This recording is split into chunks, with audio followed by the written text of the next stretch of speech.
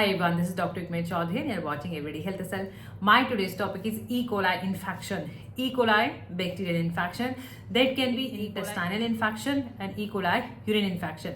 So I requested to watch complete video for complete information. If you're watching first time, please like, share and subscribe my channel for further notification. What is E. coli and how does it affect your intestine and your urinary system?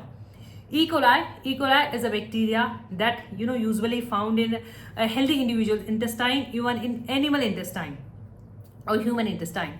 And this is usually harmless. There are no symptoms, and there are different strains of E. coli, and all the strain they are different. But the E. coli that has usually stays in the intestine, that does not causes any symptom, but different strain, other strain, or if it is due to outside E. coli infection from the outside, you are ingesting it apart from your body, from externally you are ingesting, so that causes complication or symptom. There are different strain, and different strain causes different symptom. So who are at higher risk or who has E. coli infection? The person who having low immunity, having low immune system, the weak immune system, or older aged, the patient, there is an age factor, they are having more risk of having E. coli infections, and pregnant women and young children. The person, the individual who is having low immunity can develop E. coli. What causes E. coli infection? E. coli usually this is due to contaminated food or contaminated water. So hygiene matters a lot in E. coli infection. Contaminated food, contaminated water, undercooked meat even causes E. coli infection. Unpasteurized milk, not washing properly fruit and vegetable, and even not washing your hand before eating.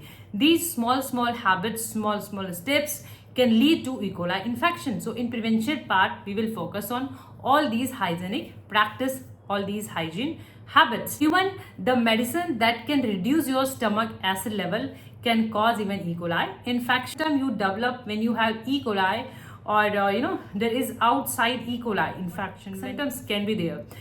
Commonly these are the intestinal infection, and due to intestinal infection you have gastric symptoms like you're having gas, there is bloating, sometimes you're having diarrhea, sometimes constipation, and there are cramps. You feel infection. It depends on how severe is infection, so accordingly you have mild or moderate symptom. The symptom, if the infection is on the lower side, mild or moderate symptom, but there can be severe symptom if you are having there is a high severe infection, so severe symptom. So gastric symptoms will be there. Even sometimes there's a bloody stool and fever, and this can complicate. You may have other symptoms, this multiplies and there are complications. So you have urinary symptoms, you're having loss of fluid, so you have dehydration, you have UTI, urine infection is there. Sometimes it can be anuria, difficult voiding in urine, no urine sometimes in complication part.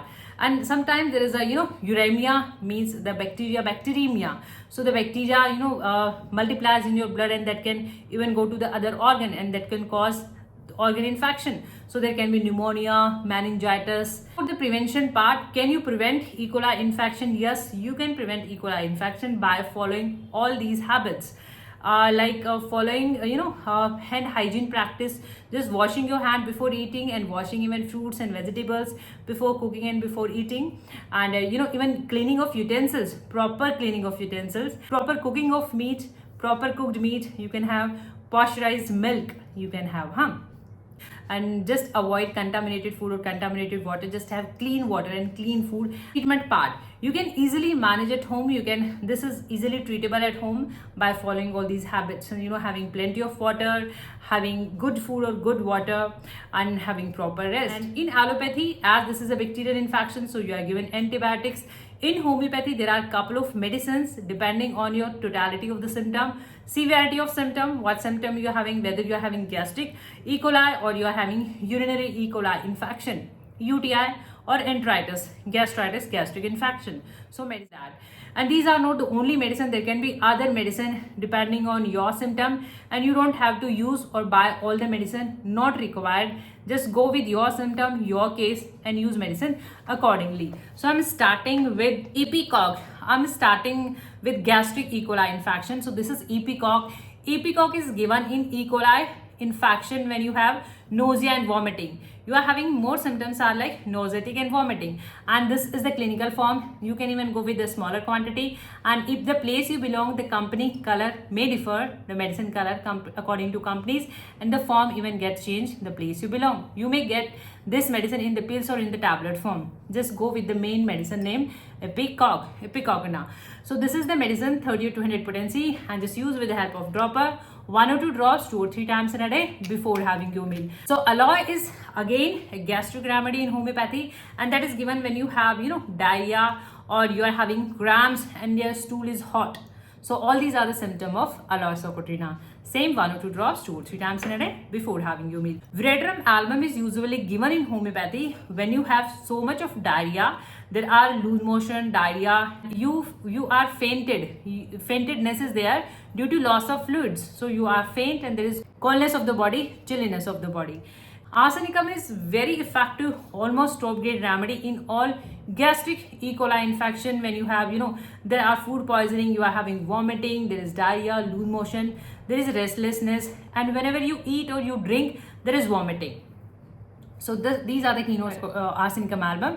Same way, 1 or 2 drops 2 or 3 times in a day before having your meal. Cinchona is used in homeopathy when there is a loss of vital fluids.